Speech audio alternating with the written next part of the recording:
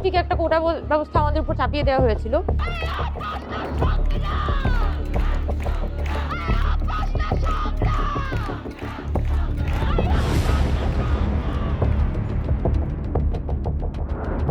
পুরো লাইফস্টাইলের উপর ইমপ্যাক্ট করে। kind of anger in our brain. We know that what is happening is not right. We know that our brothers are being killed. We know that our sisters are being killed. তুমি প্রথম এই কথাগুলো বলতেছো, তাইলে কি attack আসবে তোমার উপর? আমার মনে হয়েছে যে ওইটা চিন্তা করার লাক্সারি নাই আমার কাছে। আমি যদি এটা চিন্তা করতে বসি তাহলে আরো 10টা প্রাণ চলে যাবে। আমি যদি চিন্তা করতে বসি আরো 10 জন গুম হবে। এটা করা যাবে না।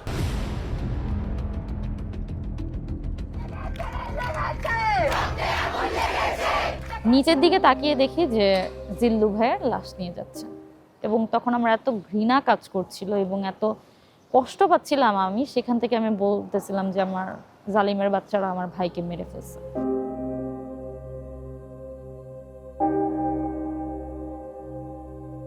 আমাদের শিক্ষার্থীদেরকে গুলি করে মেরে ফেলছে, তাদের উপরে এরকম ভয়াবহ নির্যাতন হচ্ছে, সেই সময় আমার নিজের জীবন নিয়ে আমার যে চিন্তা, ওটা তো প্রশ্নই আসে না। মানে ওটা কি হবে হোক, যা হবার হোক, আমাদেরকে নামতেই হবে, আমাদেরকে যা করার সেটা করতে হবে।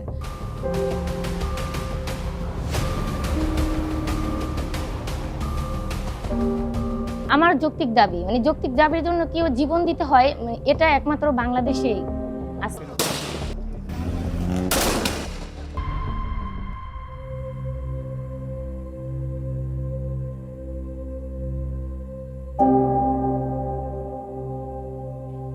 সহ্য করার মতো না। যে পরিস্থিতিতে পড়ছে সেই আসলে জানে।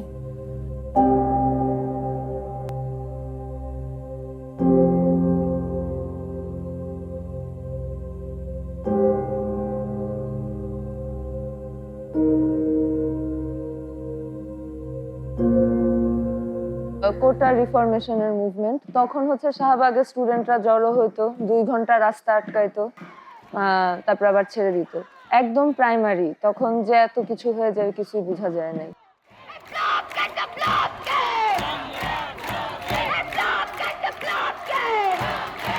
একটা টার্নিং পয়েন্ট ছিল আর কি, এবং আমাদের স্লোগানটাও ওরকম ছিল যে তুমি কি আমি কে, রাজাকার রাজাকার, এটা বলে আমরা রাস্তায় নেমে আসি।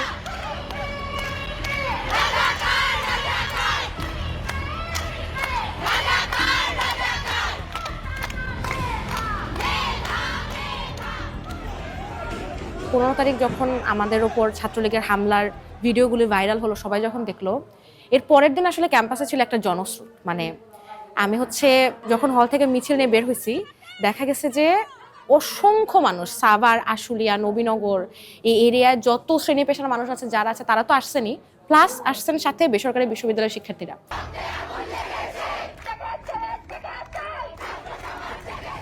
ওই দিন প্রথম আমার স্লোগান দেয়া, যে আমি তখন অত বেশি অনেক কিছু বুঝতাম না, বা আমি খুব কম কথা বলতাম, একটু ইন্ট্রোভার্ট টাইপের।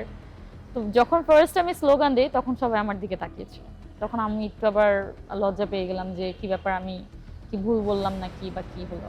আমি যতটুকু আমার পসিবিলিটিস ছিল যে আমি যতটুকু সম্ভব আমি করব, এবং আমি দেখি কি যে আমাকে দেখে অনেক আপুরা অনেক বেশি ইন্সপায়ার হতো, এবং তারাও আসতে গিয়ে সাহস করতে, এবং অনেক মায়েরাও। ওই রাতেই আমরা স্টেনসিল বানাই, এবং আমাদের সবকিছু বানাতে বানাতে ভোর হয়ে যায়। আমরা ভোরবেলা তারপরে 2টা দলে বিভক্ত হয়ে আমরা 5 জন বনানীতে বিভিন্ন জায়গায় মানে এটা স্টেনসিল দিয়ে ছাপ মারি। তখন কিন্তু মাত্র ছাত্রলীগ হামলা করেছে। ছাত্রলীগের হামলার সময় এরকম অবস্থা ছিল যে আমার হাতে হ্যান্ড মাইক ছিল, তো হ্যান্ড মাইকের জন্য হাতে এসে মারছে। তার পরবর্তীতে আমাদের অনেক সহযোদ্ধা যারা ছিলেন তাদের মাথায় আঘাত লাগছে, অনেকের মাথা ফেটে গেছে, অনেকে আহত হয়েছে। তো সেই হামলার বিচার চাওয়ার জন্য আমরা ভিসির বাসভবনের ওইখানে গেছি, এবং ভিসির বাসভবনের ওইখানে আমরা প্রায় রাত 3:30-4টা পর্যন্ত আমরা অবরুদ্ধ ছিলাম। কেননা আমাদের চারপাশ দিয়ে ভিসির বাসভবনের ওইখানে আমরা অ্যারাউন্ড 60-70 জন মানুষ ছিলাম, কিন্তু চারপাশে আমাদের ছাত্রলীগ একবারে ঘিরে ফেলছে। 15 তারিখে আমাদের ইউনিভার্সিটি কিছু ভাইয়েরা আর হচ্ছে কি বোনেরা মিলে আমরা ডিসাইড করি যে না, আমাদের এটা নিয়ে একটা ছোট অ্যাটলিস্ট প্রতিরোধ করা উচিত বা আমাদের অ্যাটলিস্ট প্রোটেস্ট একটা করা উচিত।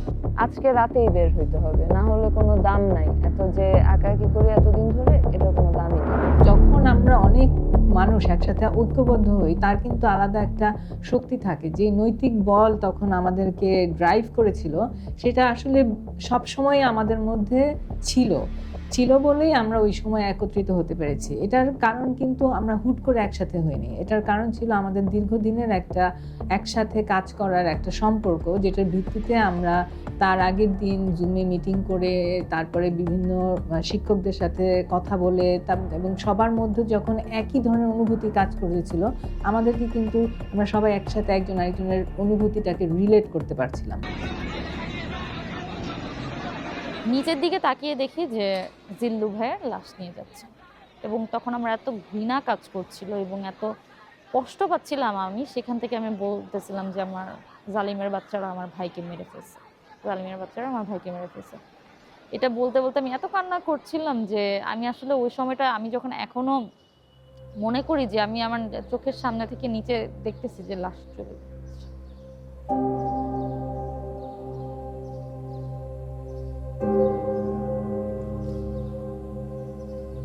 তো তখন আমার ওই যে আমার ফ্রেন্ড জিহাদ আমার মাথায় হাত বোলা দিয়ে বলছে, দোস্ত তুই চিন্তা করিস না, সব ঠিক হয়ে যাবে, তুই কান্না করিস না। আমার এক বন্ধুর কপালে গুলি লাগছে, এরকম যে কারফিউ যখন চলে, কারফিউ ব্রেক দিলে আমি হচ্ছে ঢাকার এখান থেকে ওইখানে যাই আহত বন্ধুদের দেখতে যাইতে। তো এই কারণে খুব রাগ লাগতো যে সবকিছু এতই ঠুনকো যে মেরে ফেলতেও কোনো হিসাব লাগে না। আর আসলে শুধু মেরে ফেলা দিয়ে না, পুরো আমি বলবো কি পুরো লাইফস্টাইলের উপর ইম্প্যাক্ট করে। যখন কারফিউ দিয়ে দিল শেখ হাসিনা সরকার, তখন হচ্ছে আমার হুট করে আমরা বন্ধুরা মিলে নিজেরা মিলে একটা স্লোগান তৈরি করলাম যে কারফিউ ভেঙে ফেলো, হাসিনা গেল। এইটা বলে আমরা 10 জন মিলে ঘুরতেছি আর শাহবাগে স্লোগান দিচ্ছি। হুট করে পিছনে তাকায় দেখি যে আমার পিছনে শত শত মানুষ, এবং এই শত শত মানুষ আসলে কিভাবে আসছে আমার কোনোই ধারণা নাই। মানে আমি কাউকে ডাকেও না, কাউকে বলেও নাই যে আসেন, মানে তারা জাস্ট চলে আসছে।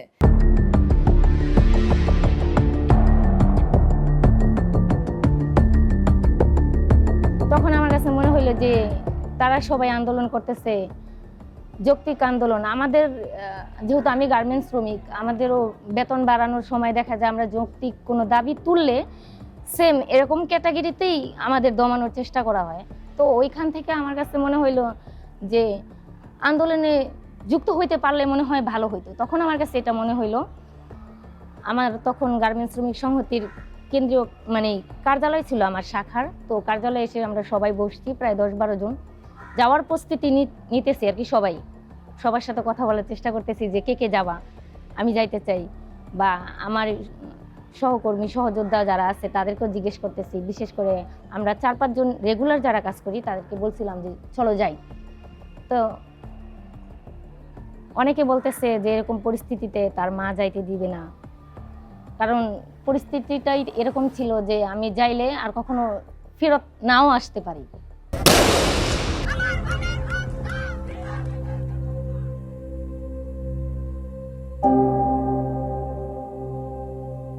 নাফিসা মোটামুটি আপনার হচ্ছে আন্দোলনের শুরু থেকেই হচ্ছে আপনার জড়িত ছিল, যেটা আমি জানতাম না। আমি মেইনলি জানতে পারি হচ্ছে আগস্টের 3 তারিখে প্রথম জানতে পারি, মানে আমাকে হাইড করে আন্দোলনে যাইতো। আমি যখন 3 তারিখে জানলাম, ও 3 তারিখে যখন আন্দোলনে যায়, তখন হচ্ছে আমি বাসায় আসার পরে শুনতে পাই যে আন্দোলনে গেছে জাহাঙ্গীরনগর থেকে। তো আমি যখন শুনতে পারি তখন আমি ওকে ফোন করলাম, ফোন করে বললাম যে তুই কোথায়? তো আমাকে বললো যে মামা আমি তো আন্দোলনে আসছি, জাহাঙ্গীরনগরে আছি। ওরা কিভাবে 5 তারিখে ওরা ঢাকা যাবে, তো সেই ব্যাপারে হচ্ছে ওরা একটা মিটিং করার জন্য বাসা থেকে বের হয়েছে।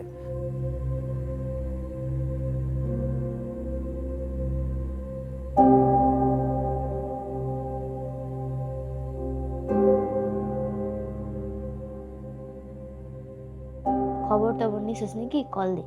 পরে আমি কল দিছি, নানা তখন খাইতে বসছে। পরে কল দেওয়ার পরে পাশ থেকে একটা ভাইয়া ধরছে, ধইরা বলতেছে যে আসসালামু আলাইকুম, আমি বলি ওয়ালাইকুম আসসালাম, নাফিস আপু কোথায়? পরে বলতেছে যে যার ফোন সে গুলিবিদ্ধ হয়েছে, মারা গেছে নাকি বাইচে আছে জানি না। তখন আমি দৌড়ায় মামার কাছে গেছি, মামা দেখো কে বলে। পরে মামার কাছে বলতেছে যে তাড়াতাড়ি ল্যাবজন হাসপাতালে আসেন, মারা গেছে নাকি বাইচে আছে জানি না।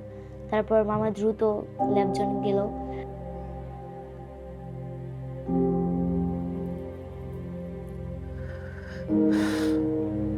সহ্য করার মতো না, যে পরিস্থিতিতে পড়ছে সেই আসলে জানে।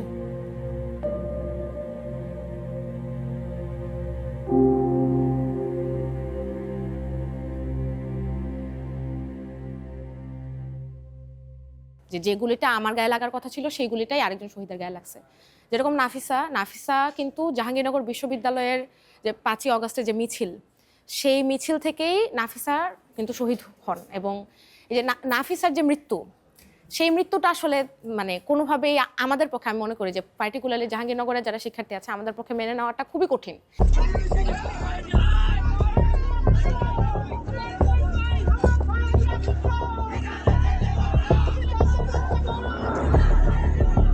আন্দোলনে কিন্তু অনেকগুলো ফেজ আসলে ছিল, আমরা খুবই মাইক্রো ফেজ আমি বলা যায় এখানে ছিল। যখন আন্দোলন শুরুর দিকে এটা কোটা সংস্কার আন্দোলন, আমাদেরকে রাজাকারী নাতিপুতি বলছে বা আমাদের উপর হামলা করছে, সেটাকে সূত্র ধরে আবার রংপুর বিশ্ববিদ্যালয়ে ওরা যখন আন্দোলনে নেমেছে তখন রংপুরের আবু সাইদকে গুলি করে হত্যা করা হয়েছে। আবার আবু সাইদের হত্যার সূত্র ধরে ক্যাম্পাসটাকে বন্ধ করে দেয়। ক্যাম্পাস বন্ধ করে দেওয়ার সূত্র ধরে দেখা যাচ্ছে যে এখানে স্টুডেন্টরা সবাই বাড়ি চলে যেতে বাধ্য হলে তখন প্রাইভেট ইউনিভার্সিটি স্টুডেন্টরা রাস্তায় নেমে আসে। প্রাইভেট ইউনিভার্সিটি স্টুডেন্টদের উপর যখন আবার হত্যাযজ্ঞ চালায় তখন কিন্তু দেখা যাচ্ছে সাধারণ মানুষজন কিন্তু রাস্তায় নেমে গেছে। তো এইটা একটা বলা যায় একটা ডমিনো ইফেক্টের মতো এই আন্দোলনটা সংগঠিত হয়েছে, যেখানে খুবই ছোট একটা কি বলা যায় বৈষয়িক কারণ কোটা সংস্কার, সেটা এই আন্দোলনটাকে পুশ করেছে। বাট ওই যে ডমিনো ইফেক্টের মধ্যে একটা তাসের ঘরের মতো আসলে আওয়ামী লীগের বিভিন্ন পর্যায়ের দেখা যাচ্ছে তাদের যে বিভিন্ন পর্যায়ের তাদের যে ক্ষমতা কাঠামো সেগুলো আসলে ভেঙে যাওয়া শুরু করে।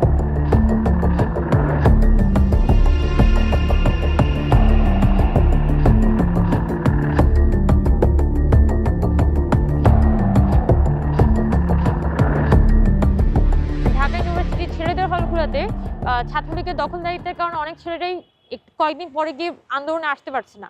তো আমরা যেটা করছি মেয়েদের হলগুলো, আমরা তখন মোবিলাইজেশনটা আমাদের সব থেকে বেশি ছিল এবং এক পর্যায়ে তো মোটামুটি 5 জুলাইয়ের পর থেকে মেয়েদের পার্টিসিপেশনই দেখা যাচ্ছে মিছিলের 60-70%, 80% পর্যন্ত আমি দেখেছি মেয়েদের পার্টিসিপেশন নেই। এবং আমাদের আন্দোলনে কিন্তু মেয়েরা সবার সামনের সারিতে ছিল সবসময়। মেয়েরা সামনের সারিতে থাকার এই রিজন হচ্ছে কি এটা, কারণ পুলিশ যখন আমাদেরকে মারতে আসে তখন কিন্তু যখন মিডিয়া সামনে থাকে ছেলেদের উপরে বেশি হিংস্র ছিল। যখন আমরা মেয়েরা ঢাল হয়ে সামনে থাকতাম তখন কিন্তু ডিরেক্ট গুলিটা করতে পারতো না। আমরা দেখেছি যে তাদের পুরুষ সহকর্মীদের বাঁচানোর জন্য তারা সামনে শিল্ডের মতো এসে দাঁড়াচ্ছে, মানে এটা তো একটা অভাবনীয় বিষয়। কিন্তু সেই নারীরা কোথায় গেল? কিন্তু যখন আমি নেতৃত্বের প্রশ্নটা ওখানে আসছে, স্টেজে কে যাবে এই ধরনের প্রশ্নটা আসছে, তখন কিন্তু ওরা একটা ছেলেকেই সিলেক্ট করছে এবং মেয়েদেরকে সিলেক্ট করছে কি করে কিসের জন্য? মেয়েদেরকে সিলেক্ট করছে স্টেজে গিয়ে তারা বলবে যে তার নারী কোটা চায় না, এই কথাটা বলার জন্য। নারী কোটার মধ্যে কোনো মধু নাই, কিন্তু এই যে একটা জেন্ডার বায়াস, মানে নারীরা শুধুমাত্র স্পেসিফিক নারী নিয়েই কথা বলবে, বাকি কোনো কিছু নিয়ে তার আসলে ভাবার কিছু নাই। বাকি নেতৃত্ব, বাকি আন্দোলন সংগঠিত করার ক্ষেত্রে তার ভাবার কিছু নাই। নারীদেরকে তো আসলে বাধ্য করা হয়েছে ফিরে যাইতে। আমি বলবো যে আসলে যত নারী সামনের সারিতে ছিলেন অভ্যুত্থানের পরে সেই জায়গাটা তো নারীদের দেওয়াই হয় নাই, বরঞ্চ প্রতিনিয়ত আরো বিভিন্ন ধরনের হয়রানি, হুমকি এগুলোর শিকার হতে হতে আমরা দেখি যে রাজনীতির সামনের সারিতে এখন আসলে তেমন কোনো নারীদেরকেই আমরা খুঁজে পাই না। নারীরা এখন আর ওরকম করে আসতে চায় না, কিন্তু যখনই আবার দেশের প্রয়োজন হয় সবার আগে আপনি নারীদেরকে দেখবেন যে সবার আগে নারীরা উপস্থিত থাকে। নারীরা কিন্তু আবারও এই লড়াইটা করবে, এরকম না যে একবার তারা এখান থেকে শিখেছে সামনের দিনে আরো আসবে না।